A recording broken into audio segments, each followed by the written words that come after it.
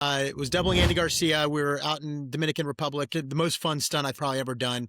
I had to jump onto a Huey helicopter, and then the Huey helicopter takes off. Fight is between Andy Garcia and Kevin James in the movie. It's a whole fight that happens in on the helicopter, probably a couple hundred feet above the jungle canopy. Like I said, I always tell everybody, I'm like, train, train, train.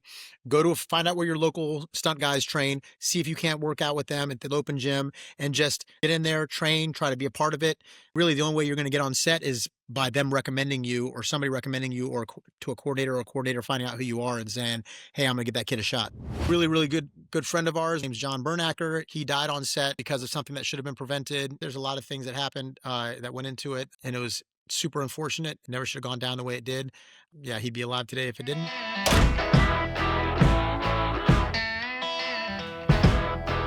If this is your first time here, my name is Shane. I am an air traffic control trainer. I am under stress, just like many of you.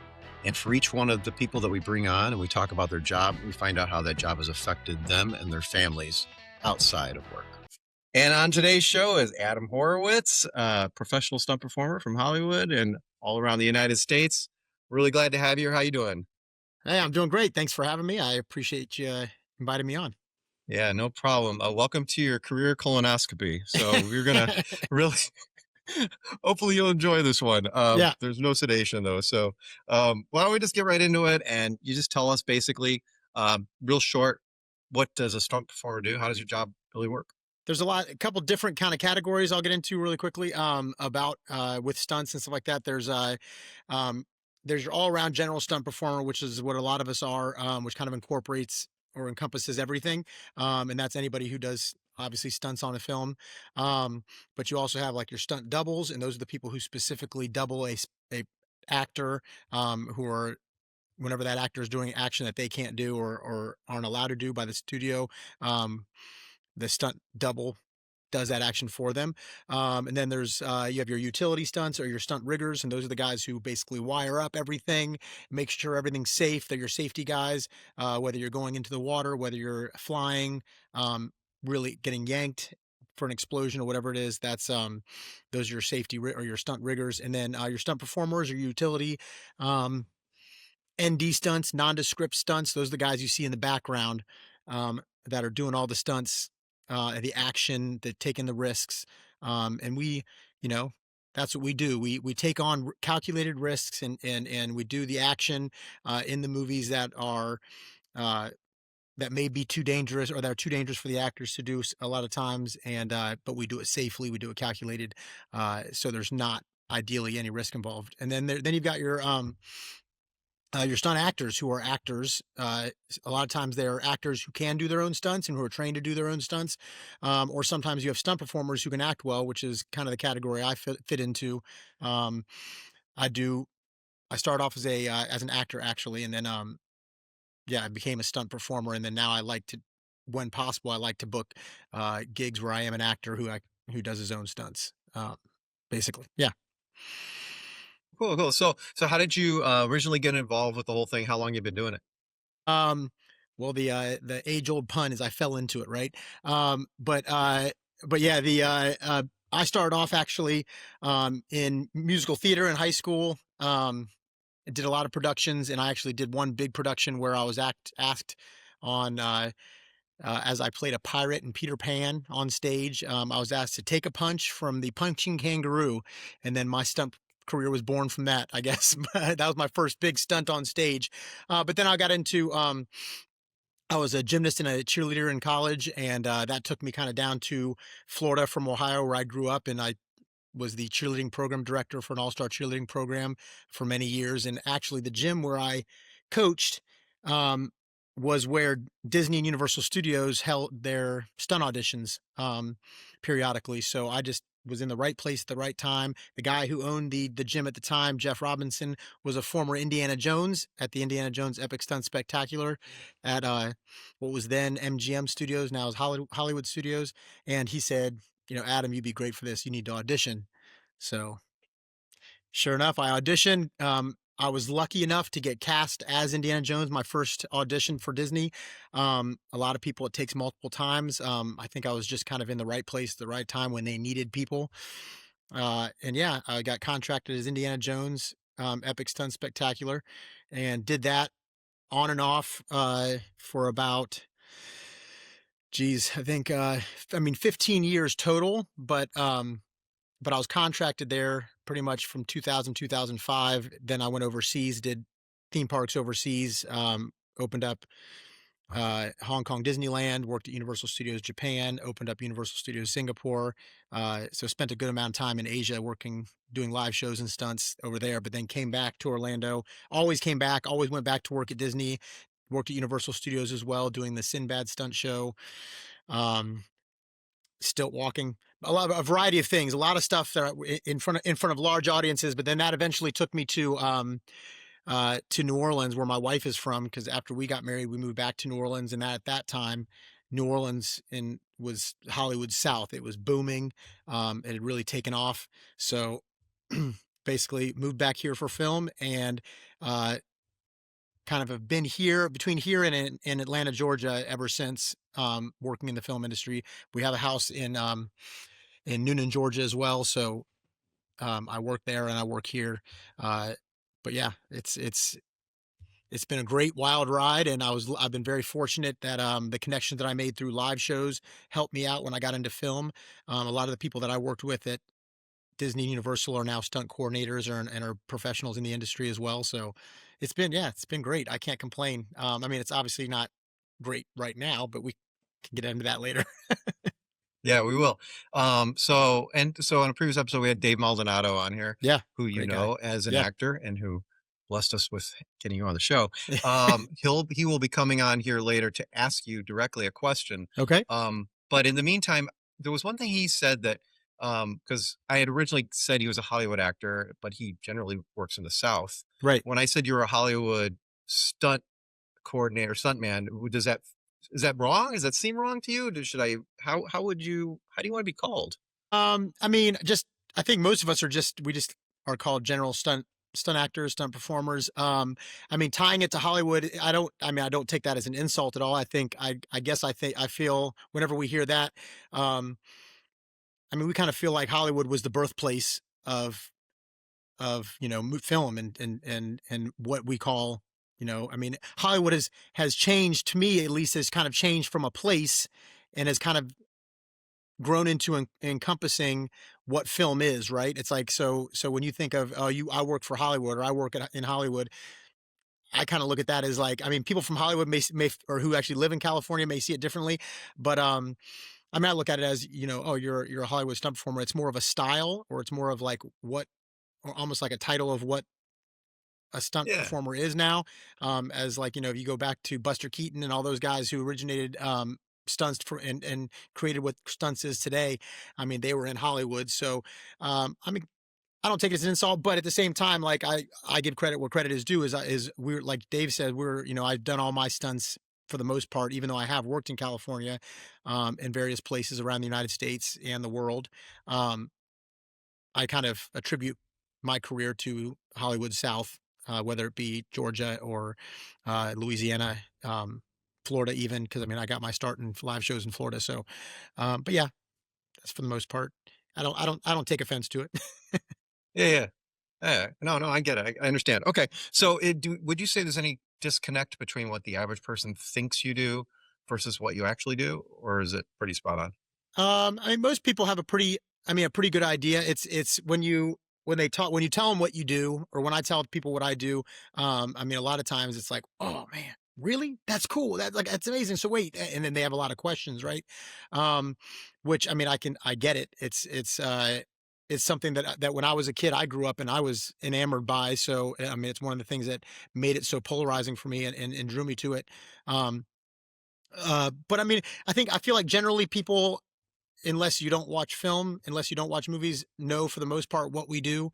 Um, I don't know if they know to the extent of what we do and how much we contribute to the film and what, I mean, they know that we're the guys that are on the screen taking bullet hits or getting in fights or hitting the ground or jumping off buildings or so on and so forth. I don't think they all necessarily know to the extent of what all we do, in addition to what they see, like, oh, you're also that guy, like that's a stunt.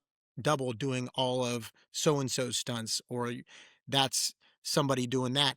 And I don't know if they necessarily understand that that guy doesn't fly, that superhero doesn't fly without a stunt rigger rigging them up on a wire and a cable and all the stuff that goes into what's going on behind the scenes, not just in front of the camera, the safety, I mean, I can't tell you how many times I've, um, been contacted for either whether it be a student film or an independent film project, something, a passion project or whatever. And they're saying, "Oh, we'd love you to have you on here." And I said, "Okay, well, do you have a stunt coordinator assigned to your film?"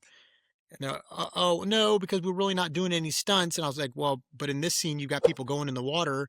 And then on this scene, you've got people, acting, but on a rooftop. Like you still need those, you need a safety coordinator, you need a stunt, and that all is kind of all encompassing within that same realm." So I think people understand what we do, but they don't know to the extent of how much further it goes, I guess you can say. Yeah, yeah, yeah. Okay. I don't know if it's possible. Can you try and walk us through just a typical day for you, where you go and what you do when you get there and who you interact with? On set, you're saying? Yeah. Yeah, sure. Yeah, I mean, very similar to actors, although maybe not quite to the extent that they have to go to always. But a typical day, depending on the action scene, obviously it varies from set to set based on how much action we have, but and how intense the action is. But same thing. We walk onto set, we sign in, we check in with our base camp AD, sign in, let them know that we're there. We head to our trailer. A lot of times the stunt guys don't have as nice a trailer as the actors do, but we still get our own trailer. And then we check in with the stunt coordinator, obviously let them know that we're there as well. And then they'll let us know whether it be the coordinator, the assistant coordinator, the fight coordinator. Um, they'll let us know, hey, you can chill for right now. Or like I said, if it's a more intense scene that we're working on, they may say, okay, hey, we need you up at set for, or even the AD will let us know, or a PA say, hey, they're going to need stunts on set at such and such time for rehearsal. If it's a big scene like that, and then we'll head up to set. We rehearse our stunts. We dial everything in. We get with if we're doing a fight with a specific person or people, we have to make sure all that is dialed in, locked in. Um, Safe. The stunt coordinator goes over it. The fight coordinator goes over it. All the action, and if it contains weapons or anything like that, guns, then obviously the armorer has to be there. There's a lot of pieces that go into the rehearsals. Usually the AD's there or comes in at some point, and they want to see the rehearsal. They want to make sure everything's going. And up to this point, if it's a big action scene, they've already seen a previs, which is basically where we've dialed the action in and filmed the action on camera to submit to.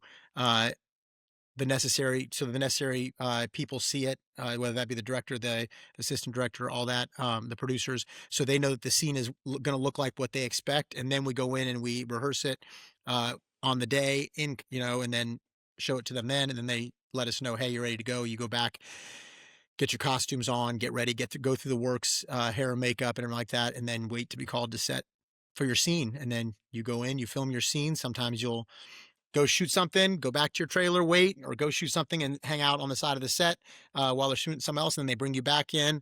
Um, and it's just, yeah, like I said, it varies from film to film and from shoot to shoot, basing on what the action is. If you're a stunt double, you'll immediately go to base camp, sign in, do all those things, go through hair and makeup so they can make you look exactly like the person that you're doubling, hair, makeup, costume, and then you'll actually report to set to be with that actor and make sure you're knowing what they're doing, where they are, and you kind of basically shadow them the entire day, unless the coordinator uh, or the powers that be tell you that they want you somewhere else. But in my experience, when I double somebody, I'm always like in their hip pocket with the coordinator also, and letting them know I'm close to set, ready to go whenever they need me. That's the most important thing as a stunt performer and as a stunt double, whatever, is that you're always where you need to be when you need to be there. They should never have to call you. They should never have to come get you. You just got to be on top of things and not just kind of chilling in your trailer waiting. I mean, if they Yeah, tell you to yeah. get, go FO, and FO stands for F off. Go FO and go back to your trailer and relax and chill until we call you. Then that just means they want you out of the way. They're trying to keep the set clear. But yeah, typical day, and then you'll break for lunch. You'll go eat lunch with everybody, and then come back when you're called back to set. Do whatever else you need to do, and then until you're wrapped at the end of the day, and then you go back to your trailer and sign out. But yeah, every set's different. How much you have to do is different. Sometimes you'll show up and you'll sit in your trailer for 6 hours, not doing anything until they're like, "Okay, we're ready for you." And then you race through hair and makeup. You race into your costume. You run to set, shoot for 10 minutes, and you're done. Like, okay, you're wrapped. Thanks. Yeah, those are nice days. I mean, it's a double-edged sword, right? Because those days where you're just sitting there in your trailer and you're just bored to death, you're like, there's got to be something I could be doing. Like I could be helping. And they tell you, do not come to set. Like a lot of times, even if we're supposed to be in our trailer, I'll go to set unless they tell me not to, just to see if there's anything I can do. But if they tell you stay in your trailer, do not come up to set, then you're just like twiddling your thumbs. I'll usually bring my laptop. I'll get some work done and stuff. But yeah, for the most part, those can be nice, but boring Yeah. until you get to Yeah, set. yeah. So you mentioned being a body double. Can you tell us some of the people you've done that for? Yeah, I've doubled Andy Garcia. I've doubled Jermaine Clement. I don't know if you know who he is, but I mean, he's a big actor, producer, writer. A lot of people. He's more in like the I'd say the niche genres of if you know who Flight of the Concords are, or What We Do in the Shadows. Those are all his productions. But he's an amazing dude. Loved working with him and doubling him. Um, I mean, those are the two guys that I've done the most doubling for, but a lot of other day players here and there. I don't know if you remember the TV series Homeland, um, but I got the opportunity to, right when I was starting out my career, double Naveed Negahban, who is the guy who played Abu Nazir, the main terrorist in the series, the real bad guy. And he's an amazing guy. He's doing a lot of a good, really great stuff right now. He's working on a, last I saw on his social media, he's working on a great production out in the Middle East. And I think he's in, I want to say Turkey, but I'm not sure. But yeah, all great guys. I love doubling everybody that I get the opportunity to double. I like making, I don't know about if saying making friends with them, but I love being able uh, to be around them, pick their brains, but also like just form a relationship with them because I mean, in the end, you have to do exactly what they do and move exactly the way they move to make it really believable. Um, so the better relationship you form with them, the better you'll be off. And so I think I read that you tend to be a body double for people that it's almost like you can be different races or something like that. Like you have a look that's ambiguous. I don't know. Yeah, You want to yeah. explain that? No, that's yeah, that's kind of what it is. It's everybody I've spoken to, at least people I've worked for, and who have cast me or coordinators that have brought me in to double people. They've always said, one of the benefits, one of the things that makes me, um, or is my versatility. One thing makes me somewhat valuable is my versatility and the fact that I can play multiple ethnicities and or a variety of races. And I mean, and I think that kind of stems from the fact that I am kind of multicultural, multi-race. I mean, I've got Russian and Spanish. We think. Spain Spanish in my blood, and Middle Eastern, and all that. But I have the ability to play, Greek, Russian, Latino, um, and and if there, I mean, lately, and especially more recently, it's a lot of productions have wanted you to be, um, genuinely that specific race, which is understandable, or that specific ethnicity, or at least part of part of that ethnicity. Um, so if they call me up, obviously, and they say, "Hey, we need somebody who is, definitely Mexican." And I'm gonna say, I can play Mexican, but I'm not Mexican. Um, or we need somebody who specifically is this or that. And I say, I can't. But if they're looking for somebody of Latin descent or of Russian descent or of Middle Eastern descent or something like that, I mean, I do have that. So I'll say, well, I am partially this or that, and I'll give them my exact heritage, and it's up to them then whether or not that satisfies what they need.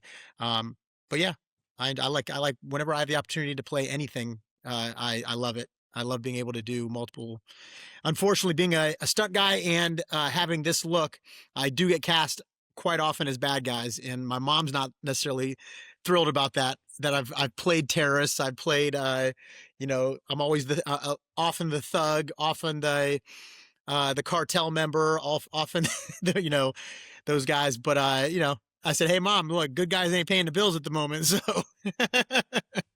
So, is it safe to say you've died a lot on screen?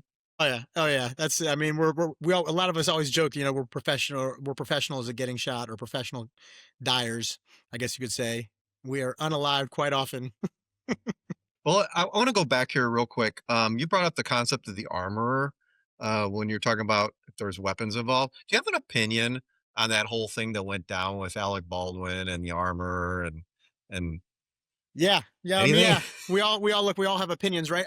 So the way I look at it is in what we're taught from day one as a stunt performer when we're first starting out is that um, our safety um, our safety is ultimately first and foremost our responsibility. We are our own last line of defense, right? When preparing for a stunt or anything like that. So same thing goes with weapons, or I mean, definitely goes with weapons. So when uh, talking about like what happens when you're on set, whenever weapons are involved in a scene on set, especially live, something that has live rounds, obviously not full live rounds with projectiles, but that have the gunpowder and have the ability to you know project whether it be any kind of shrapnel, because that's what happens. We're taught from day one. Whenever you're handling a weapon, never point it at anybody, never point it at yourself, because and this is something I even learned at live shows because in the Indiana Jones show,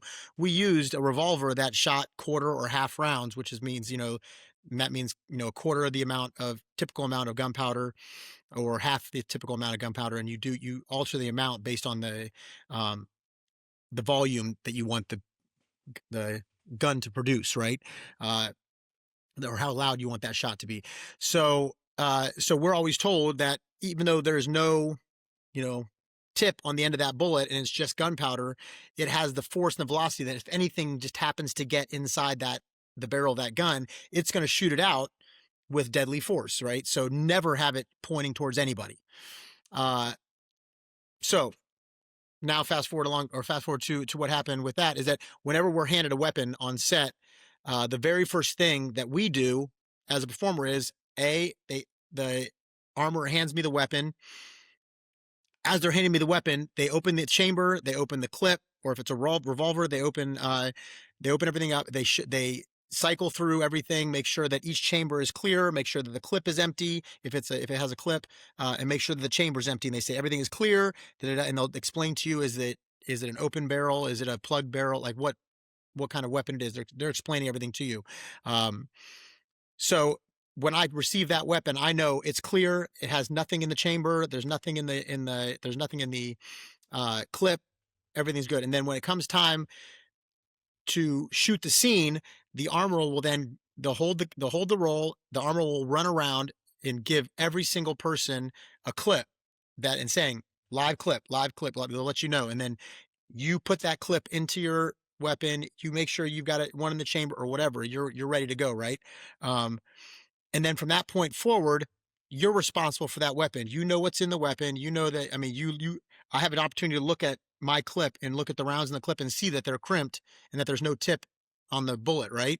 Like everybody knows if you've seen a bullet, you know what a bullet looks like, right? It's got the brass casing and then it's got the tip, um, the bullet itself, right? So when you get a full mag or a full clip, you'll see whether or not it has that tip on it or not. So I would know personally before I even go to shoot that scene if there are real live rounds in there.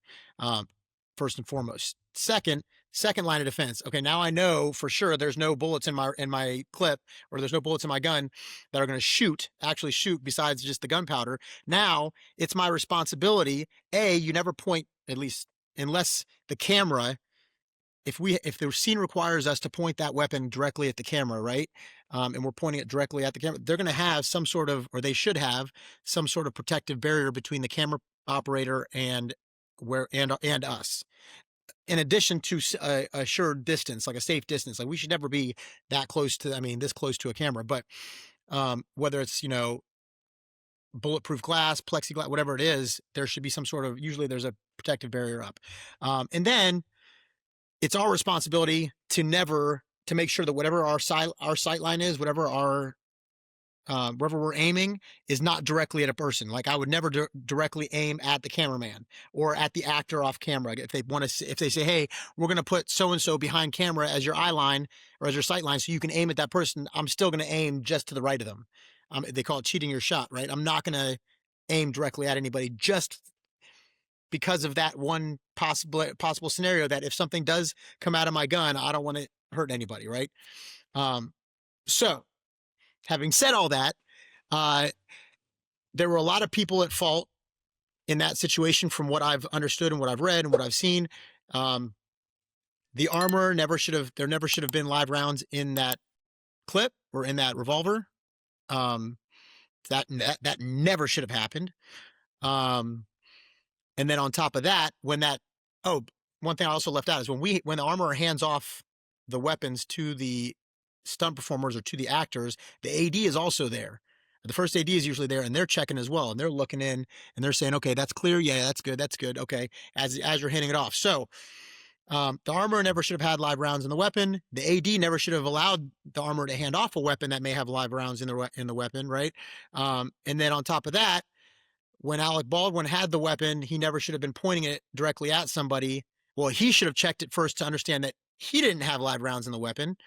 And then even if whatever the reasons were that he didn't check it or that he thought it was okay or whatever, at that point, then, like I said, last line of defense, he should never have been pointing it directly at somebody, that even if a real bullet live round was in there, it never should have shot directly at somebody. And there should have been some sort of protective barrier in front of the camera as well. So, yeah, a lot of things went wrong. A lot of people who were at fault, but ultimately, do I think Alec Baldwin bears responsibility? 100%. Do I think the armor responsibility? 100%. The first AD? 100%. But ultimately, Alec Baldwin, I think, has double responsibility because not only was he the actor who was handling the weapon, but he's also a producer, and ultimately, the responsibility comes down to the producers of any production. So, yeah, it's tough, man. It's tough, but there's a lot of, I mean, there should have been a lot of checks and balances that happen. That's something that should never happen on a set. Yeah. Have you ever had anything like that and any sets go wrong where someone has accidentally gotten hit with shrapnel or anything like that? Nothing with weapons on anything that I've been on, or any set that I've been on, and I can't say. Um, I was thinking about that. I can't say that I've ever personally been on a set where anything has gone really, really wrong. I mean, there's always things that are like, ah, crap, like that shouldn't have happened. Nobody got seriously hurt, but damn, that should have been prevented, or that could have been prevented. But little small things here and there. Um, I mean, a really, really good friend of ours when I was first starting here, when I first moved to New Orleans, his name's John Bernacker. He died on set, because of something that should have been prevented, with, uh, the way his high fall went, and an actor getting a little bit overzealous and not enough spotters on his box catcher. I mean, there's a lot of things that happened, that went into it. And it was super unfortunate, and it never should have happened. It never should have gone down the way it did.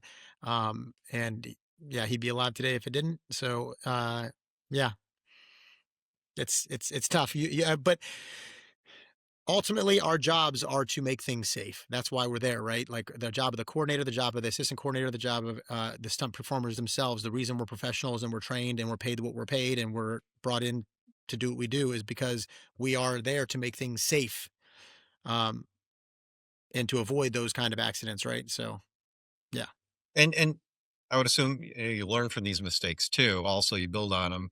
Like in my world of air traffic control, the rule book just gets bigger and bigger because of bad Yeah. things that have happened, right? And Yeah. so we learn from them. I would imagine the well, what's that movie I'm trying to think of? The one where um the helicopter ended up killing the actors. Victor Oh, Moreau, I oh, believe, yeah. Yeah. died. Yeah. The Twilight Zone movie, Yes. Yes. Yes. Yes. Yes. Well, that a right? while ago. Yeah. So yeah, so whatever happened there, I'm assuming caused a ripple in your industry as to how things were happened or how Yeah. things are dealt with. Yeah. Oh, 100%. Yeah. I mean, perfect example is the Alec Baldwin production. Like immediately after that happened, I mean, it got like you could just feel it right as soon as you walked onto set. There were like double and triple the normal amount of checks before weapons were handed off. Uh, and almost to the point where like a lot of the films that I was on immediately following that, and I think I mean, kind of pretty much to this day, especially um, with visual effects and what they can do now. Excuse me, they were just saying, you know what, we're just going to be using rubbers, or we're just going to be using you know, non-firing weapons and stuff like that, and then we're just going to put the muzzle flare in, and we're going to put the sound effects in post. So they have the ability to do that now and make it look real enough that they don't need live rounds on set, so they just took it out, and that happened a lot in reaction to the whole Alec Baldwin film thing. Hey, you made it this far into the video. I just want to say thanks for watching. And if you haven't already, please like, subscribe, leave a comment down below. And if you think you have what it takes to be on the show, email me at booking@talesfromtheshift.com. We'll get you on here also. Well, let's get into what this job costs you. So Yeah. obviously, it's going to cost someone in a lot of different ways. What's something about being a stunt performer that you would say might make someone quit day one after they get the job? I don't like this. Anything? Day one. I don't know, man. If you worked, if you're talking about like day one of work where you're actually on set, it's tough to get to convince somebody that to quit, or for anybody to get the feeling that they want to quit after being on set. Because look, what we do, I'd be lying to say if what we do isn't. I mean, it's exciting as hell, and it's so much fun. I mean, we get to dress up in cops and robbers like we did in Cowboys and Indians, like we did when we were kids, right? And we're getting paid for it. So to have a brand new right out the gate stunt performer day one walking onto set, just like eyes wide open, like, oh my God, I can't believe I'm getting paid to do this. I can't imagine anything would get them or make them want to quit. But uh, something that definitely is a smack in the face, especially when you first start in this industry, is that you start to realize that the first thing you realize is it's not always about how good you are. I mean, this goes with acting, stunt performing, I think, and anything in film across the board. It's not always about how good you are. You could be the best at what you do. You could be an amazing fighter, amazing high faller, amazing, you know, acrobat, whatever, sword fighter, and the best for the job. Um, but a lot of times it just comes down to, politics and who you know. And if, because look, we don't, something that a lot of people actually don't know about stunt performers is we don't have agents. As actors, we have agents. As as stunt actors, you have an agent. Anything that has that where you have to audition as an actor first, um, you're going to have an agent. Like I have an agent who represents me. Shout out to the Crew Collective, amazing agent, love him to death. They actually represent me and my kids. But and they'll send me out on auditions, obviously for any acting roles. But and they'll actually send me out on auditions for acting roles that require stunts, so I can be a stunt actor. But we don't have agents like for just strictly stunt gigs. We have to hustle, right? We have to know the stunt coordinators. We have to, I mean, back in the day, you would literally try to figure out where the sets were, and then or try to text your friends, text other people, look things up, try to figure out, look for signs, the little yellow signs, follow the signs to a base camp, sneak onto set, try to find out who the stunt coordinator is, complete, like have a headshots, tucked into your waistband under your shirt, and then try to find out with them, like, hey, like, nice to meet you. My name is Adam Horwitz. I'm a stunt performer. I'd love, here's my headshot and resume. I didn't want to, sorry to bother you. I'll take off. Just wanted to, and that's what you had to do to get to know a stunt coordinator, especially starting out. And some stunt coordinators hated it. Some stunt coordinators love it. Some just tolerate it, whatever. But it's what you had to do, and that was before like digital submission, before you started to email them your stuff and all that kind of thing. But yeah, no agents. So the more you get to know and the more you socialize with coordinators or work for coordinators, more importantly, and they get to know you and how good of a performer you are. And a big part of it is how you are on set. Because I've met and been around some of the most amazing stunt performers in the world who are talented as hell. And man, what they do is incredible. But they're isolated. They are rude to people on set. They're rude to hair and makeup. They're kind of prima donnas. And that's not going to get you rehired, right? So I think the biggest smack, I was saying, the smack in the face to a lot of these young stunt performers, and we had a big wave, uh, you know, I want to say it was right post COVID, maybe, or maybe before that, right when Atlanta was really, probably before that, because right when Atlanta was starting to boom, we had a big wave of these where a lot of movies needed these amazing acrobatic or kids who were like trickers and parkour and all these kind of stuff. And they had never hustled. They'd never really been through the grind of trying, and they were just brought in because of how talented they were. And they kind of got, uh, high on their high horse, and they're like, "Oh yeah," and felt like they were kind of badass. And then all of a sudden they stopped working because A, they didn't have good, set etiquette, and they weren't great to work with. And they were kind of prima donnas, but also uh, they didn't know tons of coordinators. And like I said, it's a relationship thing. So the big smack in the face is that it ain't always how good you are. It doesn't matter how good you are if you don't form those relationships and you don't have those relationships with the coordinators, and they know that you can do a good job, do it safely, and be good on, fun and great to be around on set. There's a good chance you won't get hired. So that a lot, and I've known a lot of stunt performers who have quit because of that. They're like, I just can't handle the politics. That's not me. I don't, you know, they say, I don't, I'm not one to kiss ass. I'm not one to do this. I'm not one to, I'm like, it's not about that. They want to know that they can trust you. And that's a big thing in our industry. If I can't trust you, you're not working for me. So, and a lot of kids can't handle that when they're first starting out. So, and also, like I said, not day one, but it's a grind, right? It's a grind. You're not, unless you're on like a stunt team that's working constantly on a bunch of different shows back to back. A lot of times, like in, as far as like me, I'm a more of a day player kind of guy. I'll jump from show to show, and you may work a ton one month, and then you may go a couple months to sometimes 6 months without working once. And that's tough, man. If you don't have side hustles, if you don't have things going on to make money and to make ends meet, it's great when the money's there, but when it's not, you gotta budget, man. So these kids starting out, they can't, sometimes they just can't afford to hack it, right? So it's tough. It's yeah. Right.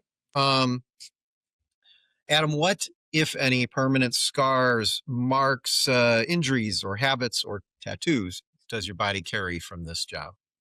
I've been fortunate, right? I have yet to sustain, I mean, knock on wood. I have yet to sustain any, real serious injuries, doing what we do. But then again, uh, I'm a bigger guy, right? I mean, I'm, almost just under 6 foot, 200 pounds. I'm not one of these big martial artists that's constantly on wires doing tons of flips and flying through walls and stuff like that. So I haven't really been exposed to situations where I've had the opportunity to get severely injured, as some other guys may have. But the worst I've had is, I mean, I was working down in the Dominican Republic, on a movie actually where I was doubling Andy Garcia. Um, and I had to jump over a table, and there was a SUV that was coming, barging into this guerrilla cartel encampment. And it's supposed to, as I'm jumping over a table, it's supposed to drive through this, you know, military kind of tent that's on posts, just a big canopy kind of thing with these big, thick posts, probably about, a couple inches thick. And they've scored them, they've pre-cut them so that they're supposed to snap when the thing comes through, but they're also tethered. Like the piece that snaps off is tethered to a wire, to make sure it doesn't fly into camera or fly off into the performers, whatever. So as I'm jumping over the table, the tether was probably maybe just 6 inches too long, or just happened to be a fluke thing where it went the wrong. It wasn't expected to fly towards me, and it flew towards me. And as I'm jumping over the table, it comes flying over and whacks me in my leg, right. I mean, right across the leg, and it felt like somebody took a baseball bat and just smacked my leg with it. I got up, finished the shot, finished the day, went back to the hotel. And I remember it was funny because my wife and daughter were there visiting while I was shooting, because I was there for a couple weeks, and my leg turned dark purple and black and blue. Like I'm pretty sure I broke it. There's very little doubt in my mind that I probably broke my leg. But there was no way in hell I was going to let anybody know, as long as I could put pressure on it. And I even brought I think the set doctor came out and he said, yeah, I would advise against. I was like, no, I'm good. I'm good. I feel like it's just a bad bruise, because I knew that they'd send me home if it was broken or whatever. So I just kind of muscled through it and never told they'll find out now if they watch it. But I think I might have told the assistant coordinator about it afterwards, and he goes, you did what? You've been here for a week on a broken leg." So yeah, that's kind of the worst. I've got, bumps and bruises, cuts. There's constant dings. I mean, you go home every single day when you're getting home from set, and you're like, and it's funny because you'll finish the day after the adrenaline wears off, and you'll be like, "Oh wait, where did that come from? Oh man, I don't remember getting hit there. How did I get?" You'll have a big old knot on your so we have elbow pads, right, that we typically wear that'll cover from usually from like here to here, depending on what you're doing. Sometimes they come up all the way up the forearm. But I remember if I'm just wearing elbows for that day, and I'll come home, and all of a sudden I'll look, and I'll have like a big knot right there, like just right where the pad ends. You could tell I hit it somewhere right there. A lot of that, broken noses, had those, but knock on wood, thank God, nothing, nothing Yeah, worse than those. not too bad. Yeah. You mentioned a couple times now having fight scenes and what have you. Is there any use to someone getting involved with this line of work to taking martial arts classes, Oh fighting yeah. classes and things like that? Oh yeah, 100%. I mean, a lot of people get started in this industry with various backgrounds, but one of the big ones, especially nowadays, um, with how fight heavy a lot of these movies are, and how martial arts a lot of these movies are, and TV shows, uh, it's definitely behooves you to take some sort of martial arts, whether it be taekwondo, karate, judo, um, jujitsu. Like they're all great. I don't think you can really go wrong, because not only does it teach you great technique and skill, and how to throw these amazing kicks and punches, and with proper technique, and make it look, obviously, when they want it to look real on camera. If you've taken karate for 20 years, or 15, whatever, what it's supposed to look like. Um, but it's also it teaches you how to control your body. It teaches you, how your muscles react, you know, how to move. I mean, it's like dance, right? It's choreography. Like what we do is choreography. It's fight choreography. So the better you are at it, the easier it is for you to pick up those beats, and work with a partner.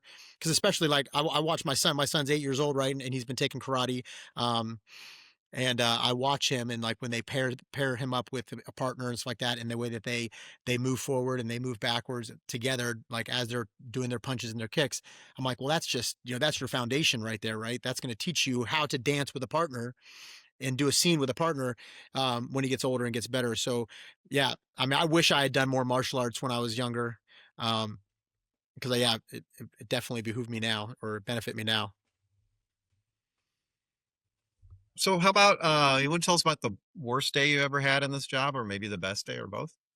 Oh, the worst. Well, the best day is easy. The best day is same film where I got where I got hurt, but I was doubling Andy Garcia. We were out in Dominican Republic, and we did the most fun stunt I think I've probably ever done.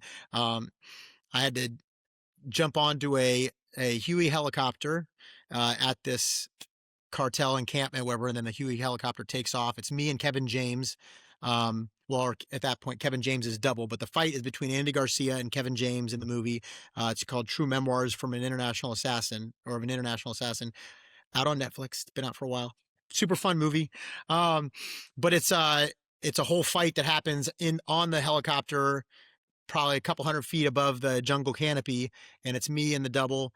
Uh, the girl actress that's in the film, and we're doing this whole thing on this helicopter as it's spinning out of control, and it's we're fighting, and the pilot's getting knocked around, so the thing's going back and forth, and then I end up on the skid of the helicopter, and I get punched, and then obviously cut to in a studio where Andy Garcia is, doing the high fall out of the helicopter into a pad, which he wanted to do himself. He was very, very insistent that he wanted to do that. Um, that like, I think it was like a 10 to 12 foot fall from the Huey model into the crash pad. Um, but no, I mean, above the jungle canopy in a helicopter, multiple takes throughout the day, like just over and over and over again. The pilot was actually like a Red Bull competition pilot, so he was awesome.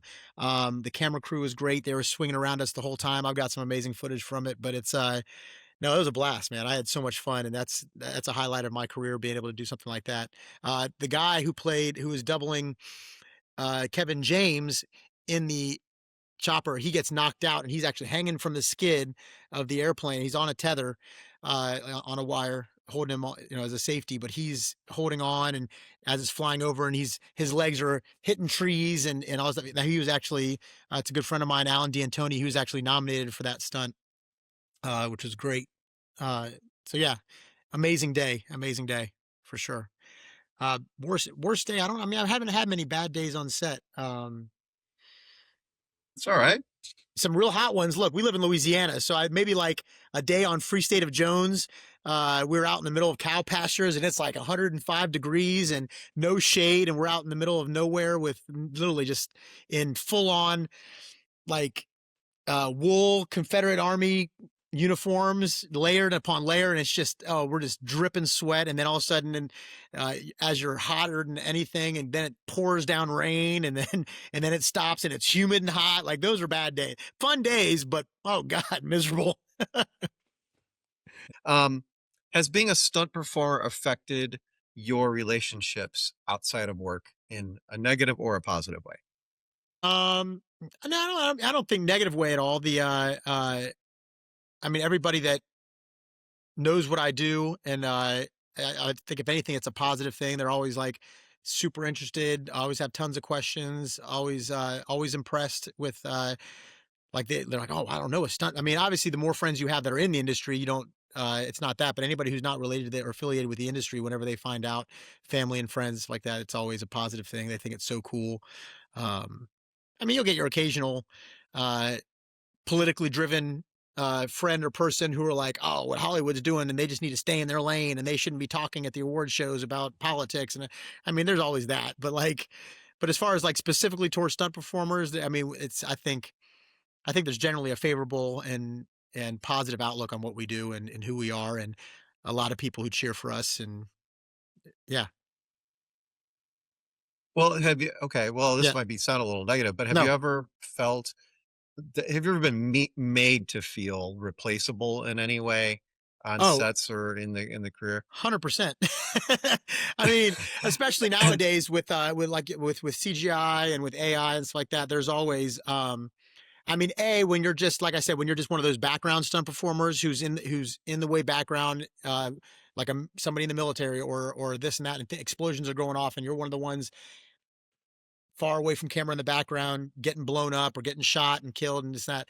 Um, like you're all. I mean, it's a constant worry, especially nowadays, that you're easily replaced with AI or with CGI, and we have been. I mean, we've been replaced with AI in multiple shows more recently.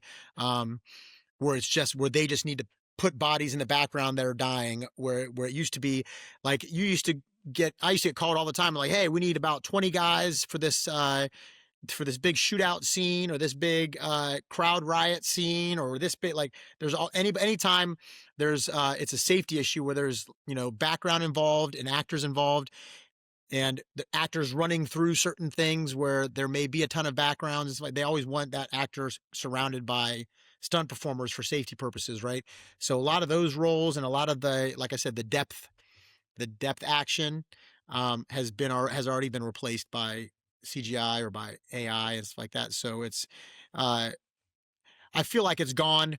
There, there's a big time period. There's a really good time period where, like when superhero movies were really big, all the Marvel stuff was coming out like that, where they started replacing a lot of what the stunt doubles do and a lot of the main stunt performers do with CGI.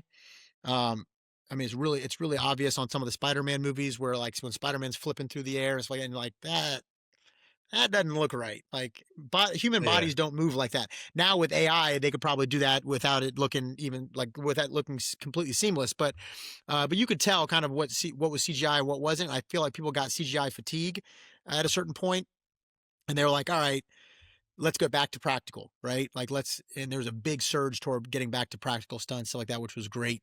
And we really appreciated. But then now with AI and how realistic it looks, yeah, I mean, we're feeling it. We're feeling it, right? Like I, I'd say it's been probably since I haven't worked a job, a full-time gig or a full SAG-AFTRA uh, production since December. And that's crazy. Like, I don't think I've ever gone that long without. I mean, I've been doing a lot of passion projects here on the side. This Sunday, I'm filming a great little festival project with some local people that we're hoping to get submit or that we're going to get submitted and then hopefully win this festival and get seen. But it's, yeah, there's been a big shift, and it's scary. Like what we used to be, like I said, 20-man days have been shrunk down to like 5-man days. Like a stunt coordinator will get his like his base crew, his team, his stunt team of like, 5 or 6 people, include like whoever the doubles are, and then maybe a couple more people. And that's who we'll do all the previses with. That's who we'll do most of the stuff with. Cause with facial replacement and all that kind of stuff they can do with AI now, like they can reuse the same people over and over and over again. And yeah, it's scary. So how far do you think it's going to go? I mean, what's the end game here? I don't know. It's tough, man. I will say this, and this is something that I've noticed recently. It is just like with the CGI fatigue. I feel like people, like the viewing public, are. I feel like they're getting to a point where they're starting to watch stuff and they're like, is that real or is that AI? Like a lot of people don't know anymore. And that's so scary for so many people. I know I mean, for me, it's scary, but especially like with politics and with, you go onto Twitter or you go onto Instagram and you're like, and you see the president doing this, or you see this politician doing this, and you're like, you don't know if it's real or fake. And people are getting so kind of freaked out by that. And they're starting to realize, oh my God, like I can't even trust my own eyes when I'm watching a screen. So it's making a big shift, at least something that we've started to notice a little bit recently, because I do a lot of live theater as well, and I'm actually working right now doing this really fun kind of uh, spooky production. It's a weekend cocktail experience at the Mortuary, which is a haunted house here, but it's like there's 4 actors and there's tales, and people come in and they sit down. There's 20 people in an audience, and they're watching you do a live performance right in front of them, one performer for 20 people that you're performing for, and I get to perform live in front of people, and they're loving it. And so many people I talk to are like, this is great, like we miss this, we miss this act, like knowing that this is real and seeing this real production. So I feel like there could be, we may see a real big shift towards going back towards live performance and live shows, because people can't, if you can't trust what you see on a screen, at least you can trust what you see with your own eyes, right? So it could go that way, who knows? But Well, yeah, I man. believe I agree with you 100%. I am over this AI thing, man. Yeah, I I sent my wife a little video like last week. I don't know, some duck doing something, or hey, why this funny duck, and yeah. then she's like, "Is this real?" I'm like, I well, don't fuck, I don't know now. So what? Now I'm not know. sending anything. No, I'm I'm not worried. sending nothing. This Yeah, sucks. but I will say this though. I went and saw, and I feel like this has happened too with big productions. I went and saw Mandalorian and Grogu with my son the other day, and it was. I mean, I loved it. It's fantastic. I mean, I don't think I've seen a Star Wars movie that I haven't liked, or a show that I haven't really liked. I know there are some ones that are worse than others, but what I did appreciate is the move back towards practical puppetry and real. Um, yeah, I mean, there was not a whole lot of CGI or a whole lot of AI being used. Like you could tell the little, whatever they're called. Don't come after me, Star Wars fanatics. But like the little mechanic guys, they're running around, and those are little puppets. You know, they're little puppets, and then the little robots are actual real robots. All the droids are real droids. So I love that they, like with Jim Henson stuff and with Star Wars and stuff like that, they've made them move back towards towards practical things and real puppetry, because you miss that, man. That's like, God, that's what we grew up on, right? So hopefully the AI has its lane, but they still continue to, yeah, to get back to the real. We'll see. Um, any big mistakes you ever make on this job? Oh yeah. I mean, God, if I could document everyone. No, you're always going to make mistakes. Is whether or not you learn from them, right? But yeah, there's always some mistakes. I mean, one that sticks out in my mind specifically is, I mean, if you haven't noticed yet, I'm a talker.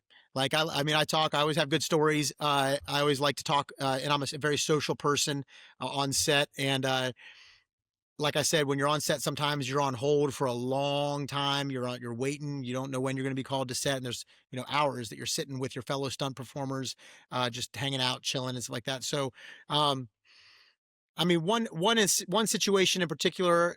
got or me just talking, just being social, whatever, with some performers who I consider my friends, or at the time I consider my friends, just talking about what's going on, and we're just bullshitting and everything like that. And then this particular instance, uh, we're working on a show, and we're in our holding tents or whatever, and we're brought. So when you're on hold and you can't, they don't want to break you to go to lunch, or to go take your meal, whatever, to go to the cafeteria or wherever catering is set up. Um, if they can't break you because they don't know when they're going to call you to set, they'll bring you your lunch, right? They'll bring you a bag lunch, and usually you'll have a PA come up and they'll take your order and they'll say, "Hey, this is what we have for lunch. This is what we're going. What would you like to have? What's your order?" And then you give 'em your order, and then they go and they bring it back, right? So in this particular situation, like, that was the case. We've been sitting there for a long, long, long, long time. They knew they weren't going to break us, but they didn't know when they were going to use us. So they came and took our order. They went and got it, and and they brought it back. Um, so I got my order, or there was a couple of us sitting in our little tent, wherever, and I got my order, or we all got our food or whatever. And then the minute we got our order or we got our food, they called us to set. It's always the way it is, right? So they immediately call us to set, and we ended up being on set for probably like shooting for 3 hours probably straight, I'd say, at least. um I'd say, I mean, I could be off by a little bit, but it was a good amount of time. It was a really good amount of time that we were on set. And then when we finally get back to our tent, wherever, and we're able to eat our food, um it's super cold. It had been sitting out and stuff like that, and I happened to had ordered, I think, fish for that day, which certain kinds of fish you never order, but certain kinds of fish are usually okay. But this time I had ordered fish. I was trying to eat healthy, whatever.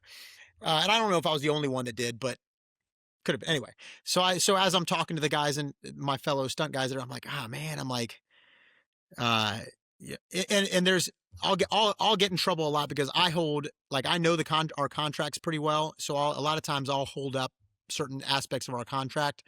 Um, but this wasn't one of those cases. I've gotten in trouble before where I've like gone to bat for my fellow stunt performers because we didn't get a break we were supposed to, and we go to sign out, and they did break us on the timesheet, but we didn't actually get that break, which causes us to lose a lot of money. Hell Whatever. no. Yeah. Oh, I'll No, go to no. bat, but No, that no. but that causes some bad blood, especially amongst coordinators and ads and stuff like that. Like, they'll get pissed off at you if you stand up for your contract. And I've rubbed some people the wrong way because of that in the past. And there's probably coordinators who won't hire me anymore because I've stood up, and it's made them look bad with the producers. It shouldn't. All we're doing is standing up for our contract, but it has. So in this particular situation, I was just talking to them, and I'm like, "Hey, man," I'm like, "I don't know if I feel comfortable eating fish that's been sitting here for 3 hours. And isn't it?" And I even said it as a question. I was like, "Isn't it kind of in our contract, or isn't it a contract thing that we're supposed to be given a hot meal and someplace that we can sit and eat it?" I was like, "I don't know." And they're like, and that's pretty much all I said, right? And then when the PA came back, I popped out of the tent, and I just grabbed the PA who brought us our meals, and I was like, "Hey, is there any way I can get something else to eat?" I was like, "Because I'm just worried that this fish ain't gonna be." I was like, "I can eat the rest of this stuff, I guess, but I'd really like if you can get me something else." I'm not, and I even said, I'm not trying to be a prima donna. I'm not trying to. If you can, you can. If you can't, I completely understand. Um, and then I think she said something. I don't remember whether it was something to the effect of, "Well, I don't think we can do that," or she said it kind of like really off-putting, in an off-putting way, but something to the effect of, "She can't do it," or something like that. I'm like, "Okay," and or "We're not required to," or I don't remember. It's like I said, this has been a long time ago, but it was something where it was just like, "I can't do it," and I'm like, "Okay." So then I'll go back to the tent, and I'm like, "Man," I'm like, "that really sucks," or whatever. And I might have said something about, I swear they're kind of, I would think they would be required to give us a meal that we can eat, right? And if it's gone bad because we've been sitting for 3 hours, I would think it would be a contractual thing that we would be able to get. But I never once said to her or to the guys in my tent, um, we're required to have a meal. It's required by our contract. She has to get it. I can't believe I never talked like that. I just don't do that. Anybody who knows me knows that I'll question it, and I do, and I complain about things going wrong with our contract sometimes, and I may have complained like, "I got it," but I would never know unless I know for a fact that it's in that contract. I won't say it. But anyway, long story short, Uh, it at some point it got back to the coordinator that that had happened, which it had to have either been by the PA or by one of the stunt guys that were in my tent, whatever. That I got back to the coordinator that and the story was related incorrectly. They said, oh, he was saying that it was a contract thing, that they're required to provide us with a hot lunch, and we were required to be given a certain amount of time or whatever, like making it seem like I was just being a complete douche, which never happened. Um, so it got back to him, and I didn't even know about it until I went and submitted to this coordinator for another show, and he wrote me an email back saying, "Just let you know, I'm never going to hire you again. It was brought. You made yourself look really, really bad by XYZ and doing this, this, and this, and this is what happened." And I emailed him back because he and I actually were pretty good friends before, or I considered us to be decent friends beforehand. We had worked on a bunch of other shows together as part of, and we had done a lot of different projects together, or a couple different projects together. And I just emailed him back and was like, "Hey, can we meet up and so I can explain myself and let you know exactly what happened, because that's not what happened." Didn't even give me a chance to explain. Didn't even give me a chance to tell him my side of the story. Nothing. And just I've never worked for him again, which was really disappointing because I really considered him a friend, and I would think that he would at least, as a friend, give me the opportunity to and not take somebody else's word over mine just like that without hearing both sides. But like I said, so if I regret anything, it's just sometimes like I talk too much on set. But I never would have expected, people who I consider my friends to rat me out, or to even like I said, in a way that it was not true. Like, it's one thing if you're just relating exact information, but why? Like, even if what they said was true, why did you feel the need to throw me under the bus? Uh, if it wasn't to boost yourself up for somewhere, make yourself seem better. Like, why? I don't know. Like I said, it comes down to trust on set. So maybe that other stunt performer that threw me under the bus, if it was the stunt performer, not the PA, uh, thought that I wasn't somebody that should be on set with them. I don't know. Who knows? But shit happens. You take the good with the bad. I mean, I still Yeah. work. Yeah. After that, I've still worked a ton. Whether or not I work for that one, like, you're not, one coordinator is not going to make or break your career. So as long as you have good relationships with a good number of coordinators, and you conduct yourself what you feel like is the right way, which I try to, um, shit happens. It's unfortunate, but No, I yeah, agree with you. Yeah, I mean, you have there's certain benefits to your job, one of them being eating food, yeah, obviously in this case. And well, you almost set me off when you said the thing about writing down that you got a break and you didn't get a break. right, right. Boy, I would probably lose it. I would lose my mind on something like that. That's Yeah. bullshit. It's a fine line in contract language that SAG-AFTRA does a lot of with their language, and the producers do a lot with their language when they have contracts. Is that things can be. I mean, real quick example is that we have something that all stuff people know about, and there's actually a joke about it in the Fall Guy. Um, which God made me laugh out loud because it's such a common thing. There's something we get that's called an NDB, right? It stands for a nondescript break. That's the way it's listed in our contracts, right? And that just means that um, it's a 15-minute break that the production can give you, that brings you to crew call. So, at risk of getting too into it, how contracts work and everything like that. So basically, let's say that the crew was called, or you were brought in at 6 a.m. That was your call time as stunt performers, because we have to do a rehearsal. We have to do all this stuff beforehand. But the crew's not called in until, say, 8 a.m., right? Or let's say 7 a.m. So if they brought you in at 6 a.m., you do a rehearsal from 6 to 7 or whatever, they can bring you when you're back on at base camp. They can say, hey, take an NDB, which is, like I said, 15 minutes that you can just sit in your trailer. You can go out to your car, smoke a cigarette, whatever you want to do. But it's 15 minutes of undisturbed, that you can do whatever you want. And what that does is that brings your call time up to the same call time as crew call, not for your hourly wages, like you get paid hourly, right? Not for your hourly wages, but basically based for purposes of overtime and meal penalties and stuff like that. So that way, because you're required to break for lunch at a certain number of hours after your call time, your technical call time. With otherwise, they have to pay you meal penalties for however much you go over that.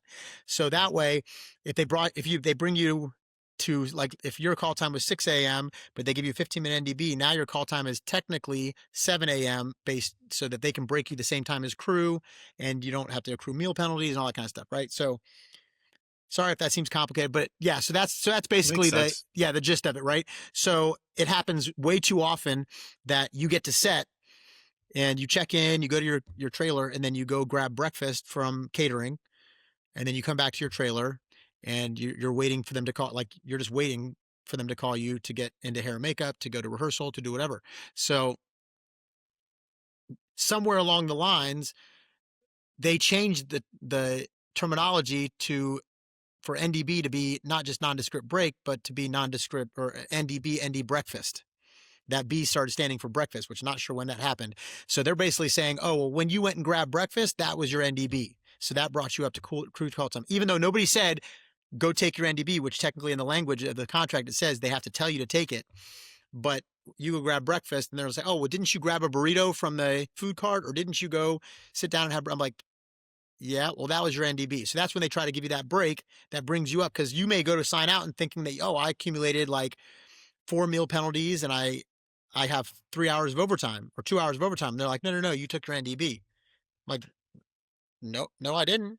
They're like, well, yeah, they brought you a burrito to your trailer, a breakfast burrito to your trailer. That wasn't my NDB. Nobody told me to take an NDB. Anyway, so that's, like I said, they can be really, but there were a couple times, like I said, where it's been like, we got to set before our call time, grab breakfast. We're in our trailer at call time. Nobody told us to take a break. We asked, should we take an NDB? And they're like, no, no, no, don't worry about it. And they're like, okay. And we're sitting there and we're sitting there. And at the end of the day, they're like, oh, we NDB'd you. And like, whoa, whoa, wait, what? No, you didn't. We even asked and you said, no, don't take it. And they're like, oh, well, yeah, yeah, we're going to give you your NDB. I'm like, so that's what I'm talking about Yeah. when they're like, when I say they So told what us was we took a break. you said the fall guy had a joke.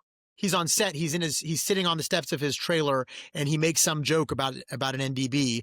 And immediately we're just like, oh my God. Like if you're not in the industry and you haven't had to deal with it, you don't get it. But like my wife has heard me laugh so many or complain about it so many times or had so many situations about it that when we were sitting next to each other in the theater, like we were with a bunch of industry people when we went to go see it. So our entire row laughed their asses off, but everybody else in the theater was like, Yes.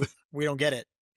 And then same thing about like when they're sitting in the restaurant and they're talking about them finally having an Oscar for stunts, like they put that joke in there too, which is great. Like that movie did more for us getting represented in the Oscars than any other thing that's been out lately. Like that was such a love letter to stunt performers and a push to get representation. I feel like that's like the whole reason that movie was made. Yeah. So, I mean, we can skip ahead real quick. I mean, usually I ask you what's your, what's the best movie made about your career and what's the worst. So I guess you'd say that one's the best one for uh, representing. it's up there definitely. Yeah, I mean it was made by two former stunt performers, right? So like the guy, like the director and the second unit director, like they were all they're former stunt guys. So it definitely had a lot of stuff. I mean, some of the stuff wasn't super realistic, like how quickly he went from one fire burn to the next, like that would never happen. But so much of it was so dead on, and like it was just such a great love letter to the stunt industry. By the director and the writer, so it was great. I mean, then there's also like your classics like Hooper with Burt Reynolds, like that's a great stunt movie. A lot of people like Once Upon a Time in Hollywood. I'm not a huge fan, but it was good, but it wasn't one of the best. Uh, but yeah, I think Hooper and The Fall Guy are probably two of the best. All right, Adam, can you tell us about a time when you learned a certain unwritten rule exists in your job? I'd say it was probably one of my first days on set. Like I said earlier, you're always available and always on standby. Period. Like that's just the unwritten rule. Like, and unfortunately, a lot of these young guys that were coming into the industry, like I said, when Atlanta was booming, didn't know that because they hadn't been through it. And they would, when they weren't being used, they were off the side, like goofing around. They're on their phones. Like your phone isn't on your body. When you're on set, once you're called up from your trailer, the phone stays in the trailer or stays in your backpack. You don't have it on you. And nowadays there's so many kids that are sitting there, when they're not working, they're just like this. But the unwritten rule is A, don't have your phone on you. B, always be in the hip pocket of the stunt coordinator and be ready to go in case they need you, whether it be to move pads, to grab something that they need, you know, because they've got so much stuff going on, and you're being paid really well to be there and not just to sit on your butt and do nothing, but to help. So unwritten rule is always be available, always be ready to go. Uh, they should never have to call for you. You should, yeah. As soon as they say, "Hey, anybody got an 8-incher?" You're like, on. It's usually a fight with the stunt guys because everybody's kind of standing by waiting, and it's funny to watch. Sometimes they'll be like, "Can somebody grab an 8-incher?" And you'll see like 10 guys go and run to try to be useful and grab one 8-inch pad and bring it, which only takes like 1 to 2 people to transport. And you got 8 guys; they all want to have one hand on it, and they're walking and trying to say, "Hey, I helped." Wow. But yeah. All right. All right. How about the culture? What's the culture like between stunt performers on set? What's it like? Are you guys best friends? You hate each other, right? What's going on? No, I mean, you look, most guys I mean, I'm really super close, uh, especially when you have your communities, right? Like, so New Orleans has their stunt community, and then Atlanta has their stunt coordinator, which is granted a lot bigger, but it still has its basic stunt community. LA, all the different regions have their people, and you have the people that work quite often.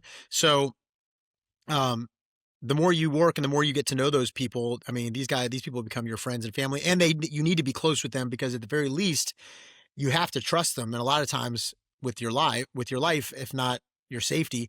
Um, so, I mean, we're 100% all, at least at the very least, civil with each other. And most of us are friends. And a lot of us are really, really good friends and are brothers, you know, like we've been working together and working in this industry for so long. Like I said, I've been doing this, uh, with film, at least professionally, since 2013.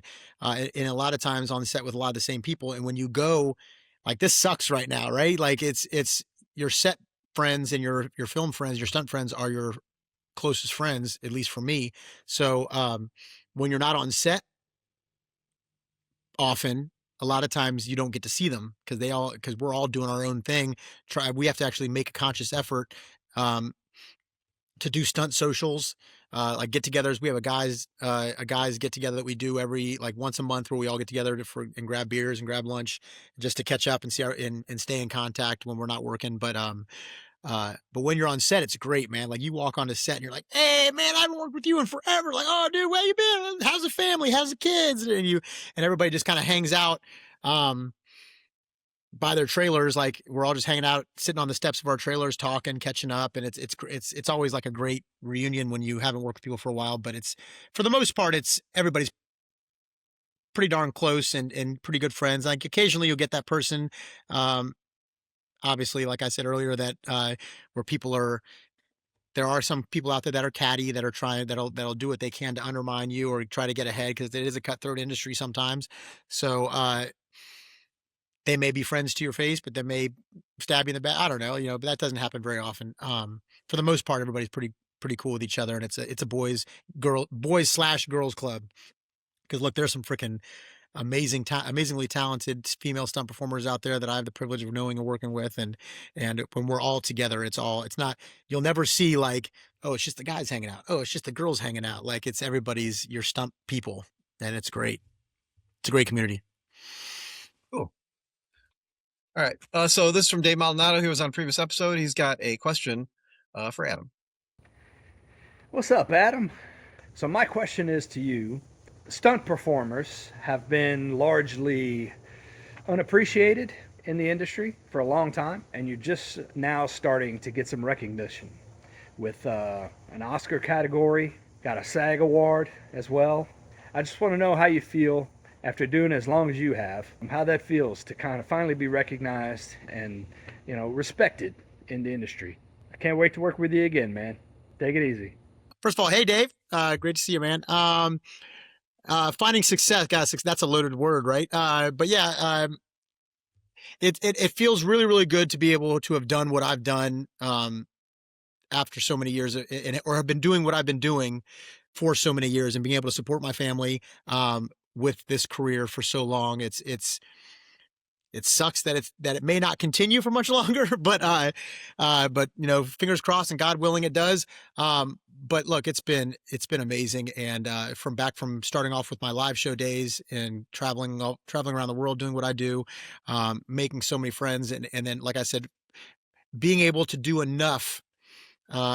Look, I'm not a rich man by any means financially, but it's definitely.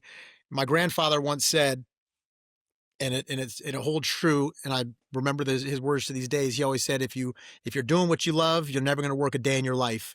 And I feel like I haven't been working for the past 20 years. So um, I've been having fun. I've been doing what I love, and I'll hopefully continue to do what I love as long as I can. And the fact that I've been able to support my family and provide a house and a home and raise two great kids who are now in the industry as well. Look, man, I love it. I love it. And he's done the same, so he knows. So it's great. Shout out to Dave. Thanks for Yeah. coming on, Dave. All right. All right, Adam. So if a young person came to you and said that they wanted to get involved in this type of work, what would you encourage them to do? What process would you say to go? What's the best path? Um, honestly, and it's a question we get a lot, right? There's always a lot of people who are looking to get into it. So, best thing is like we were saying earlier, find some sort of athletic activity, whether it's martial arts, gymnastics. There's the people who are divers, any one of those kind of active disciplines. Train, get good, find your niche, find what you love to do, and get really good at that skill, parkour, whatever it may be. And then look up your local stunt gyms, like every large film community, Atlanta, New Orleans, LA, New York, Chicago. They all have training facilities where stunt guys get together and they train. They have open gyms and stuff like that.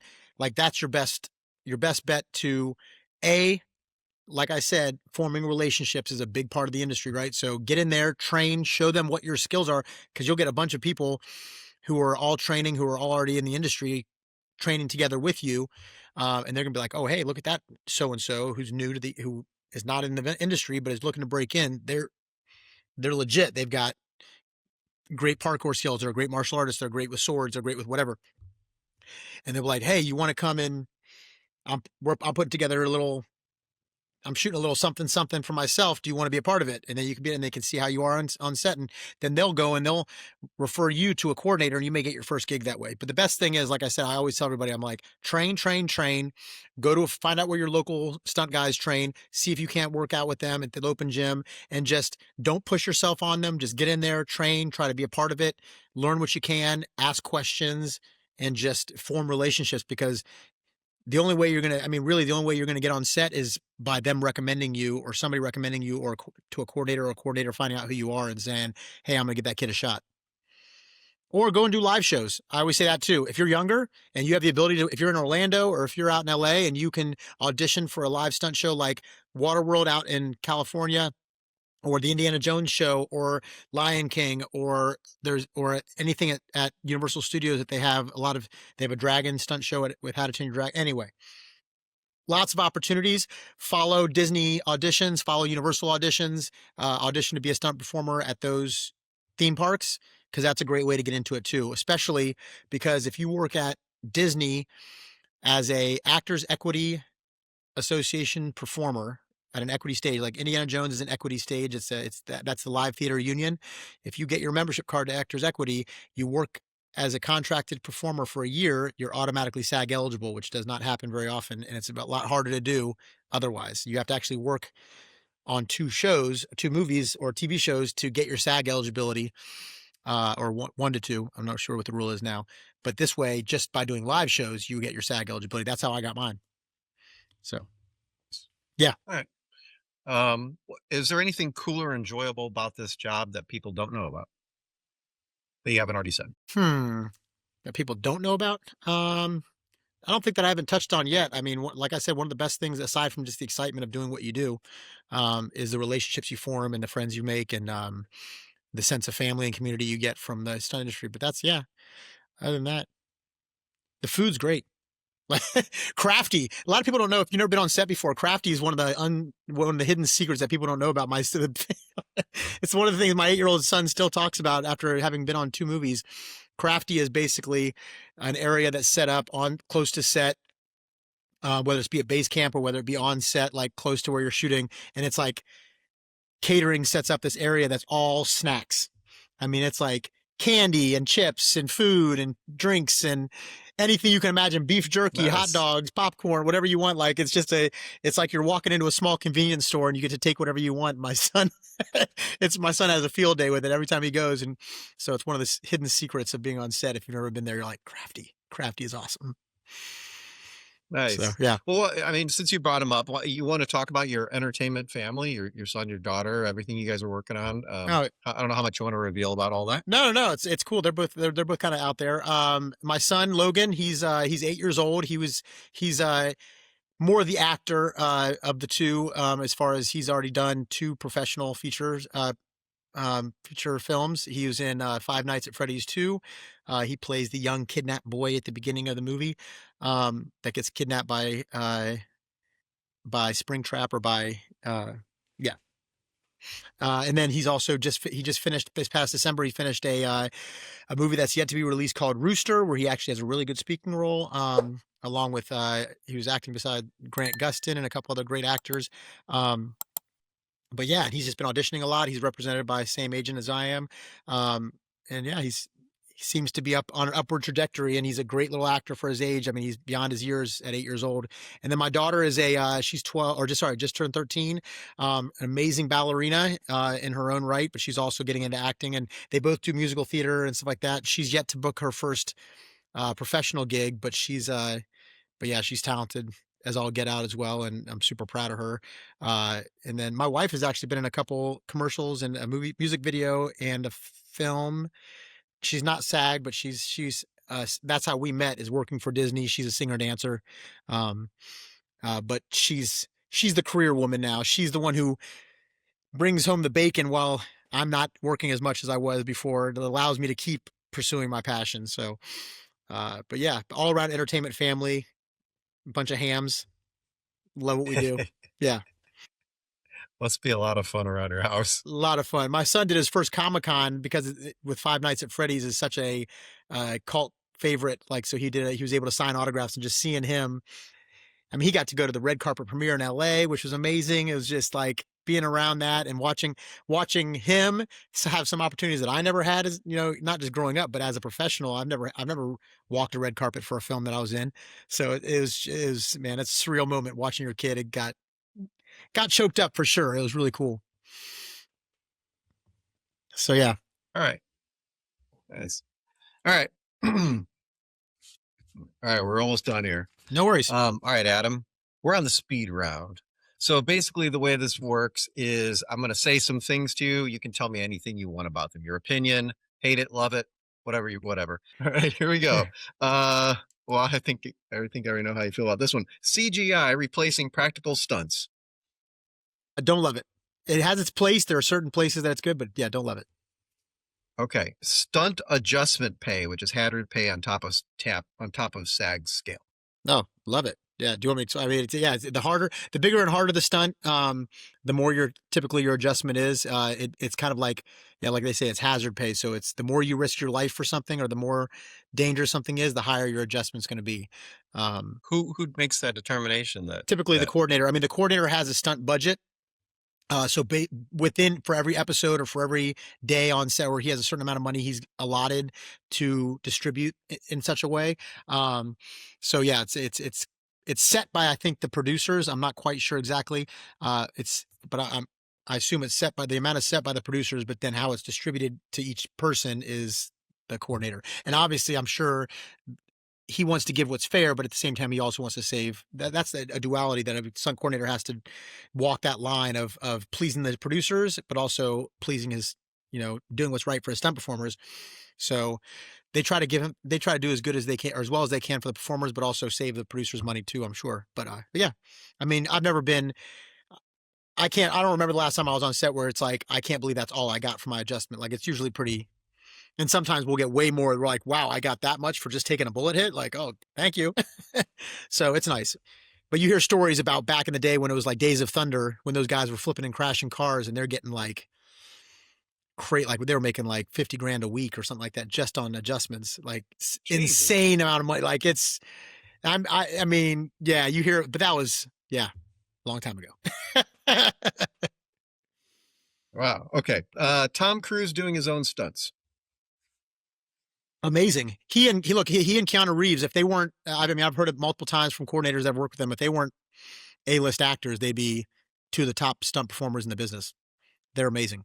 I Sure. mean, look, when you got that kind of money and that kind of time and you're able to, when you're basically being paid to train in all the things that you need to train in to be good at your job.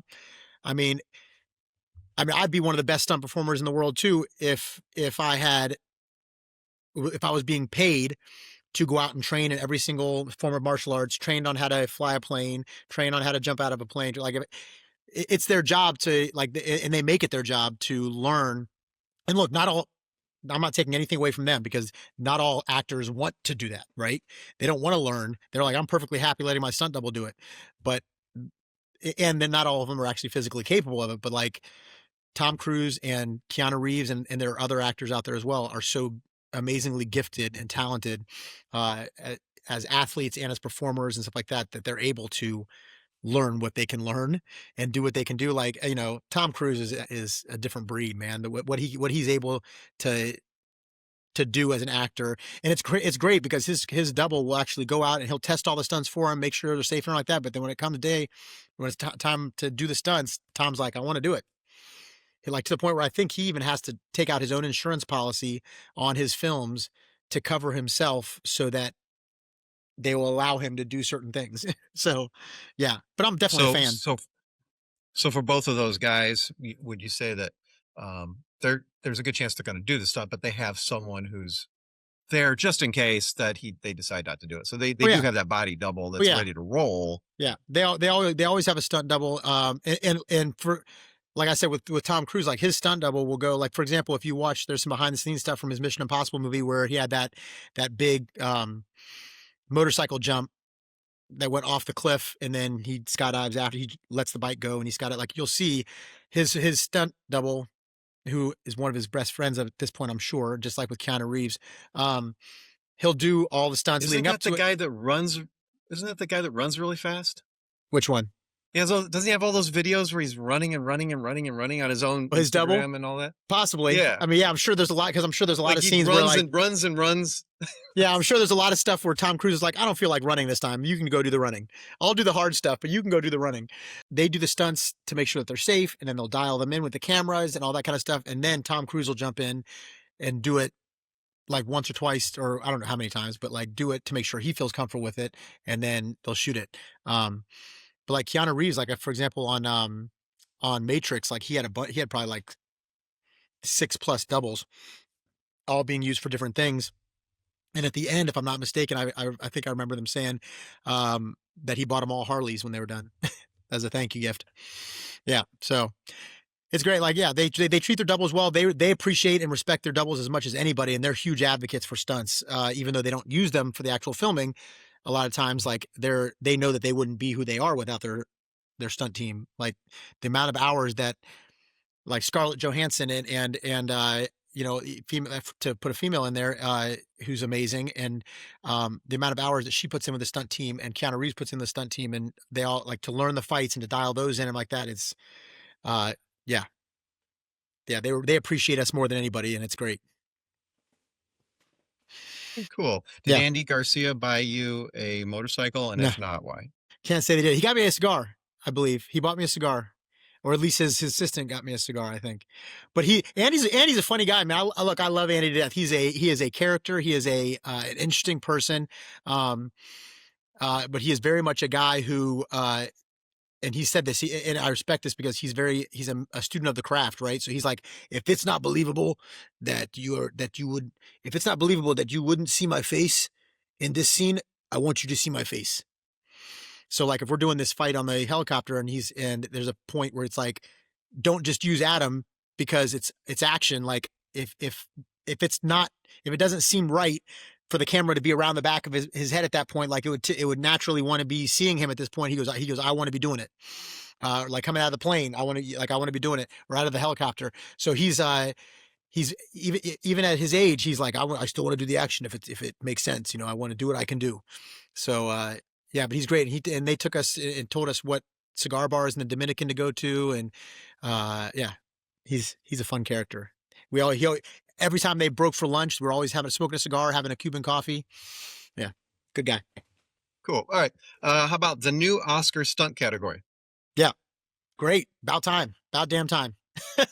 long awaited. But yeah, glad they're finally recognizing us, because it should have happened years ago. It's crazy that they had categories for hair and makeup and costuming and this and that and that and that, but never had a stunt category. Insane. That makes no sense. Okay. Directors who ignore safety concerns?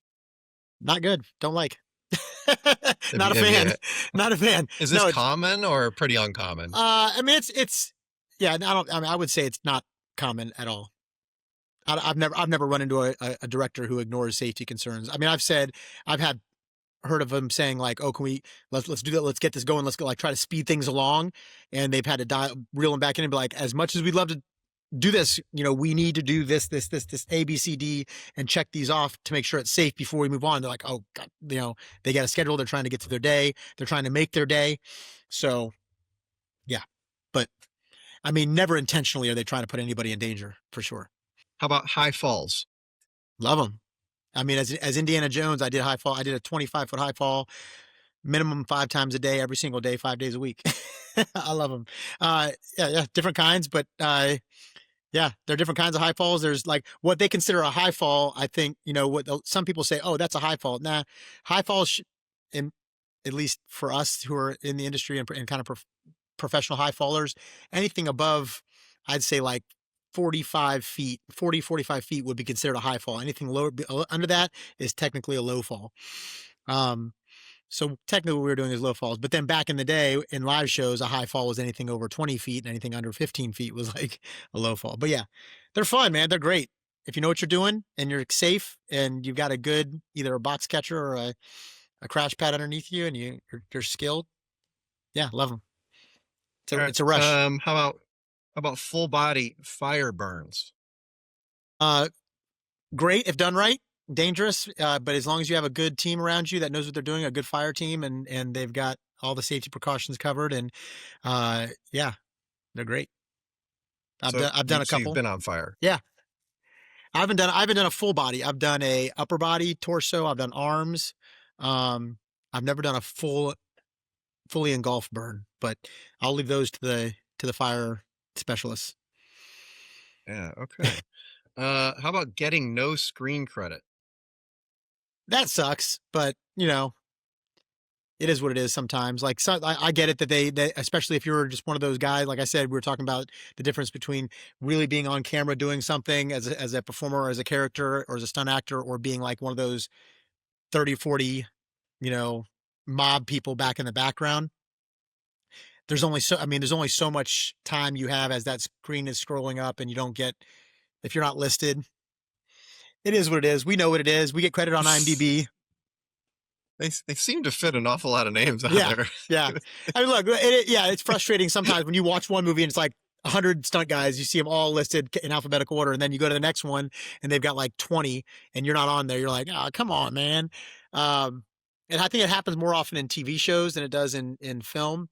But it sucks if you're not there, but it's cool to see your name up in the big screen, right? Or on television or whatever. But if it doesn't happen, I know I did it. And if I can see myself on the screen, and I can point out to my kids that's dad right there, like that's what makes it worthwhile to me. So how about aging out of the business? It doesn't happen as often as you think. It's crazy. I almost feel like people who are still physically capable as they get older end up almost working more or having more opportunities, only because there aren't that many like older guys or older women or whatever who are still doing it. Once they get to a certain age, I feel like they've they've found something else, or they've decided, hey, my body's done. I'm good. I'm gonna go ahead and retire and find a different, or they become coordinators because once you get, if you started early and you've been working your whole life and you get to the point where you're gray, you know, they're like, oh, by this point I better be a coordinator or I'm retiring, you know. So there aren't as many um, senior stunt performers left. I mean, they're there, but they're not as many, I think. So you're not as there's not as heavy competition. So yeah, I'm sure it'll happen eventually, especially for me. But if work doesn't pick up, it's not gonna be so much as age out as it's gonna be kind of forced to find something that can support the family. But yeah, All right. Non-union productions. look, had you asked me that question last year or I should say the year before, while work is prevalent and work was still really going well and stuff like that, I would have said, once you become a union performer, you should stay away from non-union work as much as possible, and you just shouldn't do it, especially because there are certain states. Luckily, Louisiana is a right to work state, so technically, even if you are a SAG-AFTRA union performer or union member, you can still work non-union gigs. But look, like I said, if you'd asked me that a couple years ago, it's different. But now, look, do what you got to do to make ends meet and to make money. Because right now, I mean, there's way more non-union stuff going on than there is union, unfortunately. Um, yeah, I haven't had to yet. But I mean, look, if somebody called me up and said, "Hey, I got a non-union gig that pays a decent amount of money," and I might have to like check with my SAG rep and see if I'm allowed to do it or whatever. But yeah, it's tough, man. You got to pay the bills. Wire work. The Love art it. of being rigged and suspended. Fight. Love it. Like I said, I'm a Nice. bigger guy, so I don't get the opportunities often. But when I do, like I love being in the air. When I was working at Disney, I was an aerialist, so I love being in the air. I love flying around. I did Tarzan in Hong Kong Disneyland as an aerialist. So any opportunity I get to fly, I'll fly. All right. So be honest with me right Yeah. now. Are you ever scared No. for any of this stuff? I mean, there's anytime it's stuff that, like you're saying, like wire work where you're getting yanked, or when there's an explosion and you're getting pulled, or fights, or stuff that's like stuff you do often, like or skills and stunts you do pretty often. You don't really get scared. I can't speak for everybody. I don't get scared. Um, there is the stunt when it's outside of my wheelhouse, or when it's something that I don't get to do very often, and I'm not super. Um, we rehearse and rehearse and rehearse to make sure that it's safe, so you're not scared. But I mean, there's always the things that are like what I call like the nut clinchers, right? They make them. Um, I remember. I had to do a high fall one time that was higher than what I was used to. It was probably around like 50 feet or something like that, and I was like,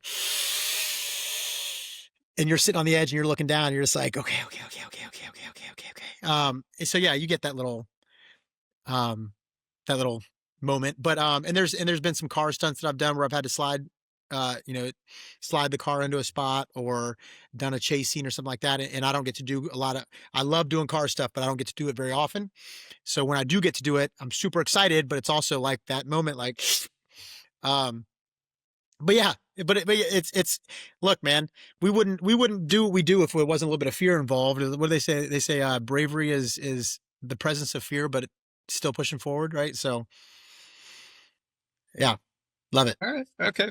Yeah, you Makes you feel definitely gotta be alive. brave for this job. Right on. All right. Jackass / YouTube stunt culture. Hate it. I hate it, man. It's like any backyard wrestling, or I shouldn't put wrestling in there because I do have some really good friends who are wrestlers who got their start with backyard wrestling and turned it into a lucrative career and stuff. But like all this, like the jackass stuff where they're actually doing real things that are hurting themselves, or people who are doing, crazy pranks on YouTube and stuff like that. Like, come on. Like, I guess there's a market for that. And if they want to do it, but don't call that stunts. Like, that's not stunts. That's just stupidity. Well, hey, Adam, that's the end of the speed round, man. Awesome. It wasn't very speedy, but No, you nailed it. It's fantastic. Thanks. Is there anything we didn't talk about that we should? Now I just want to say off camera, you and I have already discussed you coming back for an overtime episode, because I literally skipped half the questions I'm going For to sure, say yeah. because we've run so long. Hmm. So with that said, is there anything we didn't talk about that you'd like to talk about before we part ways today? Like, I don't know if you got my Instagram message I sent you. My friend Peter Zhang, he had a video where he's talking about the significance. We're about to have a big SAG-AFTRA is about to have a big vote to vote on our new contract, and a big part of that is the AI protections and stuff like that that they didn't that people are saying, oh, it's great, it's great, it's great. There's AI protections, but it's a veiled great. Like it does put some AI protections uh into the verbiage, but the verbiage also leaves a lot to be interpreted by the producers, and if it's not interpreted, and depending on how they interpret it, um, is very detrimental for our industry.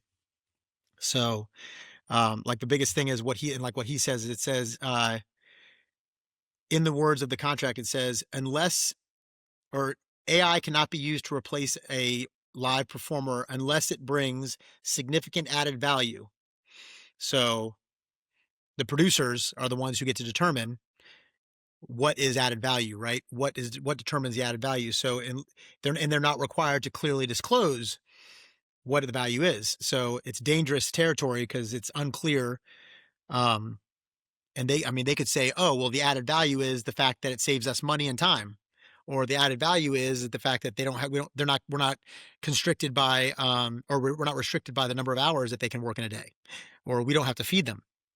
So that gives them the opportunity to completely replace us with AI performers, which is scary. No protection whatsoever. Absolutely Yeah. scary. So they're basing this Not whole big cool. vote. Yeah, they're basing this whole big vote for the new contract on, oh, but they're giving us AI protections. No, they're not. Don't be fooled. There will not be protections. Like so, and it stinks because the stunt performers are all kind of like, oh, we're going to vote no, we're going to vote no, we're going to vote no. This contract needs to be fixed, but it's always an issue. Every vote is an issue because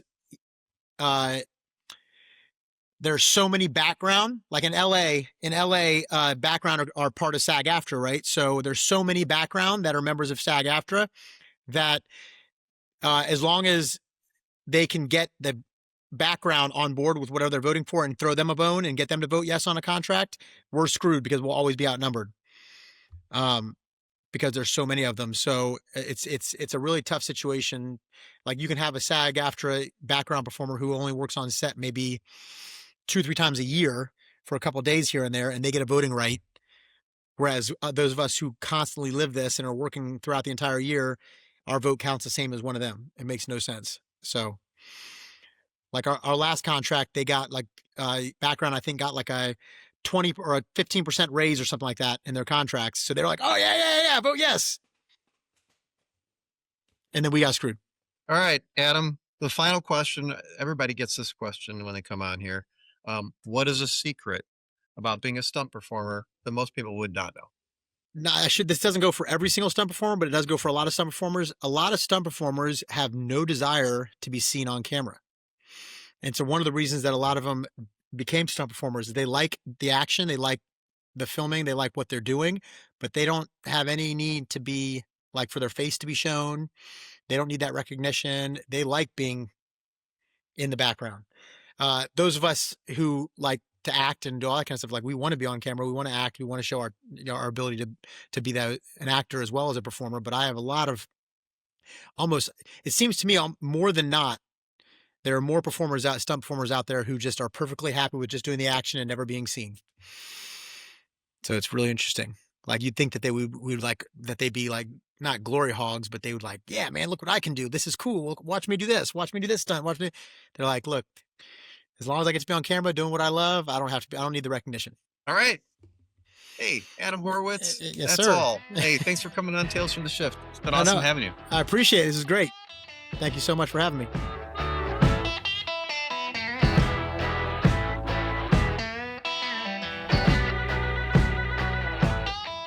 Hey, you've made it all the way to the end of the video. I wish I could give you an award, but what I can do is say, if you enjoyed the content, please give a like and subscribe, maybe a comment down below, and I'll be able to continue to keep bringing you this content. So I will talk to you next week. Thanks.